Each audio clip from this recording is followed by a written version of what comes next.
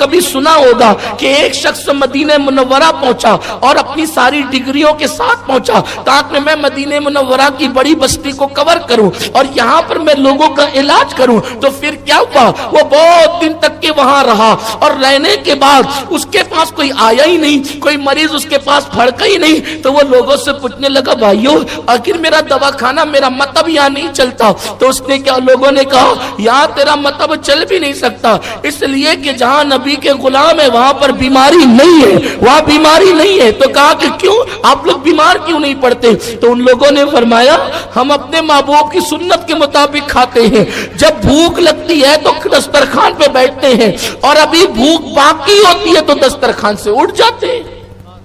یعنی بھوکے بیٹھ کر بھوکے اٹھ جاتے ہیں, اس لیے ہم بیمار نہیں پڑتے. اور آپ کو بتاؤں اب اگر کوئی نیا ڈاکٹر BA MS کر کے آتا ہے یا اور بھی ڈگری لے کر آتا ہے تو وہ بستی ڈھونڈتا ہے مسلمان کی. کون سی بستی ڈھونڈتا ہے؟ مسلمان کی. کیونکہ اس کو پتا ہے کہ یہاں بیمار واللہ کہہ رہا ہوں. مجھ سے بھی کوئی مشورہ لیتا ہے نا کہ دوا خانہ کہاں چلے گا تو میں نے کہا کہ جھوپڑ پٹی میں ہی جاتا ہوں وہاں چلے گا. کیوں؟ نہیں مذاق نہیں کر رہا ہوں, ہنسنے کی بات نہیں ہے. حیرت ہے تمہارے دین کی اہمیت تم نے نہیں سمجھی, دوسروں نے سمجھی. تمہارے بچے ننگے پھرتے ہیں نا, جہاں جگہ ملی وہاں پیشاب کرتے ہیں, وہاں پہ پاخانہ کرتے ہیں, کہیں بھی تھوکتے ہیں. یہ اسلام نہیں ہے. ننگا پھرنا اسلام نہیں ہے. جن کے خدا ننگے پھرتے تھے ان کے بچے بھی ننگے نہیں پھرتے. انہوں نے تمہارے دین سے تہذیب سیکھ لی. اور جس کے نبی نے کبھی اپنے تلوے بھی لوگوں کو نہیں دکھائے اس قوم کے بچے ننگے پھر رہے ہیں. بستی اگر میں دیکھنا ہے کہ مسلمانوں کی ہے کہ نہیں ہے تو جہاں بچے ننگے پھر رہے ہوں, جہاں جو ہے وہ راستے کے اندر کپڑے ٹنگے ہوئے ہو, عورتیں کمر پہ پٹکا باندھ کر کے پانی کے لیے انڈے سے دوسرے سے مارا پیٹی کر رہی ہو, سمجھ لیجئے کہ یہ مسلمانوں کی بستی شریف آ گئی. اللہ ماشاء یہ حالات. گھر کے آنگن میں کچرا پڑا ہو, گندی بدبو آ رہی ہو, نالیوں کا پانی بہ رہا ہو, یہ ساری چیز یہ آپ کی بستی کی نشانی ہے. مملکت مدینہ اول اسلامی حکومت جس کی بنیاد مصطفیٰ جان رحمت صلی اللہ علیہ وآلہ وسلم نے رکھی تھی, وہاں صفائی کا ایسا نظم آج سے 1450 سال پہلے قائم فرمایا تھا. اس کے اثرات آج بھی دیکھنے کو ملتے ہیں. جس نبی کے جسم پہ کبھی لباس میلا نہیں ہوا, اللہ نے اس رسول سے فرمایا وَثِيَابَكَ فَطَهِّرْ, اپنے کپڑوں کو صاف ستھرا رکھیے, اپنے کپڑوں کو صاف ستھرا رکھیے. آپ کے کپڑے تو گندے, ہاتھ گندے, یہ سب گندگی, یہ گندگی بیماری کا سبب ہے. رات بھر کھلا ہوا پانی جو پڑا ہوا ہے حضور نے اس کو پینے سے منع فرمایا. کھلا پانی مت پیو. کھلا ہوا کھانا جو رکھا ہوا بغیر ڈھکے رکھا ہوا ہے وہ مت کھاؤ, حضور نے فرمایا صلی اللہ علیہ وآلہ وسلم. جب تو سائنس کی یہ تحقیق بھی نہیں ہوئی تھی لیکن اللہ کے رسول نے منع فرمایا.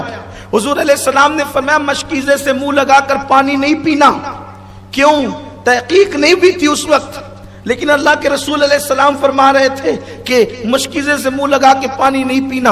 حضور علیہ الصلوۃ والتسلیم جب سائنس کی ابھی تحقیق شروع نہیں ہوئی تھی فرمایا کہ کپڑے جھٹک کر کے پہننا, جوتے جھٹک کر کے پہننا, بستر جھاڑ کر کے سونا, یہ ساری چیزیں اللہ کے رسول علیہ السلام بتا رہے تھے.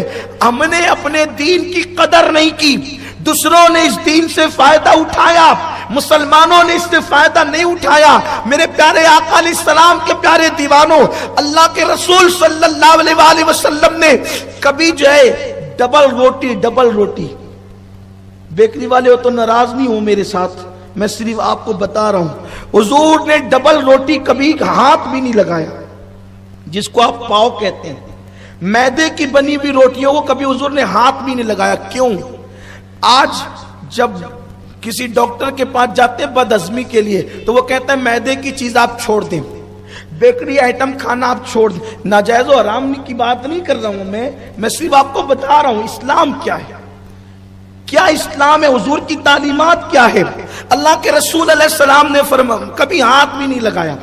بلکہ یہ جو چپاتی ہوتی ہے نا گیہوں کی روٹی, ام المومنین عائشہ صدیقہ فرماتی ہیں حضور نے اس کو کبھی دیکھا بھی نہیں. اس چپاتی کو بھی جو ہم کھاتے ہیں نا بہت شوق سے, حضور نے اس کو بھی کبھی نہیں دیکھا. کیوں؟ حضور کی جو غذا تھی وہ جو کی روٹی تھی, وہ بھی بغیر چھنے ہوئے آٹے کی. ہم تو گیہوں کا آٹا بھی چھان کے پکاتے ہیں, بغیر چھنے ہوئے آٹے کی.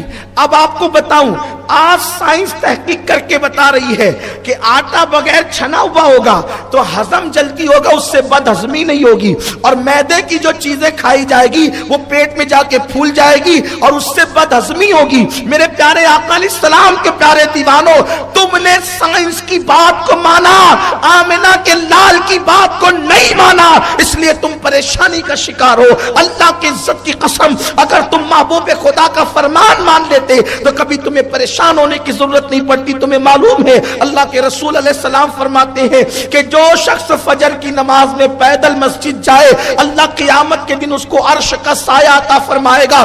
ظہر کے لیے پیدل جانے کی بات نہیں کی, عصر کے لیے پیدل جانے کی بات نہیں کی, مغرب و عشاء میں پیدل جانے کی بات نہیں کی. حضور نے صرف فجر میں پیدل جانے کی بات کی. جو فجر کی نماز میں پیدل گھر سے چل کے مسجد جائے گا, اللہ اسے عرش کا سایہ عطا کرے گا. لوگ نہیں چلے, فجر میں نہیں چلے.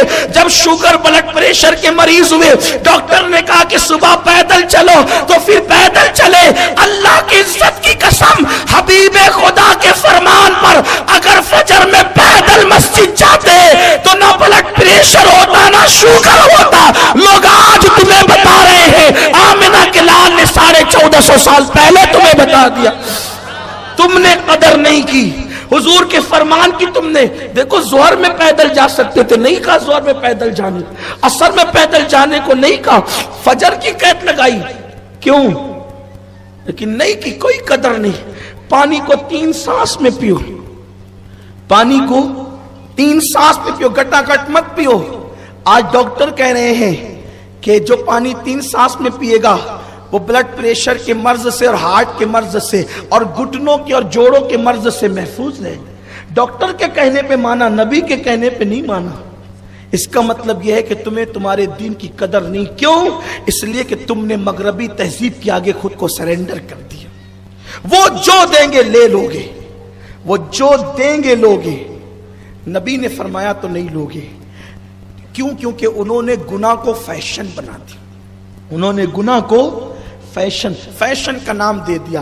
جب تک ہم گناہ کو گناہ سمجھتے رہے, میری قوم کے جوان کبھی گناہ کی طرف نہیں گئے. جب آپ نے گناہ کو فیشن کا نام دیا تو لوگ گناہ کی طرف جانے لگے. کوئی نہیں چاہتا کہ گناہ کرے, کوئی نہیں چاہتا کہ گناہ کرے. ہر بندہ گناہ سے نفرت کرتا ہے, ہر بندہ گناہ سے بچنا چاہتا ہے, لیکن وہ بچ پاتا نہیں. گناہ سے بچنا چاہتا ہے لیکن گناہ سے بچ پاتا نہیں. تب گناہ سے بچے کیسے؟ پہلی بات تو یہ کہ گناہ کو گناہ سمجھو اور اس کا اتنا پرچار کرو اور اس پر اتنی شدت کرو کہ یہ گناہ ہے, گناہ ہے, گناہ ہے. جیسے مثال کے طور پہ پہلے لوگ گانا سنتے تھے تو چھپ کر سنتے تھے, کیونکہ گانا سننا گناہ مانا جاتا تھا. اب لوگ گانا سنتے ہیں, ناچتے ناچتے چلتے چلتے سنتے کانوں میں ایئر فون لگا کے. کیوں؟ کیونکہ اب اس کا نام فیشن. جس کے کان میں ایئر فون ہے یا وہ کیڑا بیٹھا ہوا ہے کان پر جس کو آپ بلوٹوتھ کہتے ہیں, اور شوق سے لوگ, مجھے تو کبھی اچانک نظر پڑے تو یوں لگتا ہے کہ کہیں کسی اس کے کان پہ کیڑا تو نہیں بٹھا لیا اس نے. لیکن بہرحال کوئی بری بات نہیں ہے, کوئی بری بات نہیں ہے, بات صرف تہذیب کی کر رہا ہوں. کانوں میں ایئر فون لگائے, وہ سمجھتا ہی نہیں کہ میں زمین کا انسان ہوں. ٹی شرٹ پہنا ہو, جینس پہنا ہو اور کان میں ایئر فون لگاؤ تو اس کو سمجھتا ہی نہیں ہے کہ میں زمین کا انسان ہوں. وہ سمجھتا ہے کہ شاید میں سدرہ سے اترا ہوں معاذ اللہ, یا عرش کی بلندیوں سے نازل. وہ اپنے آپ کو زمین کا سمجھتا ہی نہیں. اور اگر اس پر بائک کوئی قیمتی نیچے ہو تو اور بھی پھر اس کا جو ہے وہ وزن بڑھتا ہے اس پر. لیکن یاد رکھیں, یہ ہماری غلطی ہے کہ ہم نے اس کو ہائی لائٹ کیا. ایک مفکر نے بہت اچھی بات بتائی, ذمہ دار ہم ہیں گناہوں کی. کیوں؟ اس لیے کہ جب بھی ہم نے کسی کو غریب اور مفلس بتانا چاہا تو داڑھی اور ٹوپی میں بتایا. ایک آسان سی بات، بہت دھیان دینا، میری مائیں اور بہنیں بھی ہوگی آپ. داڑھی کو بدنام پہلے مسلمان نے کیا. داڑھی والوں کو دہشت گرد، جب لفظ دہشت گرد کے نام سے بھی دنیا واقف نہیں تھی، تب سے مسلمان داڑھی والوں کو دہشت گرد بتا رہے تھے لاشعوری طور پہ. وہ کیسے؟ دھیان دیں آپ. اپنا جب بھی کوئی بچہ گود میں ہو اور وہ روئے تو ہم بغیر داڑھی والے کو بتا کے نہیں کہتے کہ انکل ماریں گے. ہم دھیان دے رہے ہیں آپ میری بات پہ؟ اس پہ جتنا روک کم ہے. ہم بغیر داڑھی والے کو بتا کے نہیں کہتے کہ انکل ماریں گے. ہم داڑھی والے کو بتا کہتے ہیں اور بابا مارے گا تجھے، اور بابا اٹھا کے لے جائے گا تجھے. یعنی مسلمان اپنے بچے کو بچپن سے اس کے دماغ میں یہ فکر ڈال رہا ہے کہ جو پینٹ شرٹ اور داڑھی پہ ہوتا ہے وہ نہیں مارتا، جو کرتے پاجامے پر ٹوپی پہ داڑھی والا ہوتا ہے وہ مارتا ہے. تو اب یہ بچہ جس کے ذہن میں ایک فکر آئی، ماں نے ڈالا، باپ نے ڈالا، کسی اور نے نہیں، اور وہ بھی کس ماں باپ نے؟ مسلمان ماں نے، مسلمان باپ نے. اب وہ بچہ جب جوان ہوگا تو یہ فکر پرورش پائے گی کہ یہ داڑھی والا تو مارنے والا ہے، یہ داڑھی والا تو ڈرانے والا ہے. تو کیا وہ جوان ہو کر کے خاک داڑھی رکھے گا؟ حالات کس نے بد خراب کیے؟ دشمنوں کو دوش دینے والوں، ذمہ دار اسلامی تہذیب کا مذاق اڑوانے کے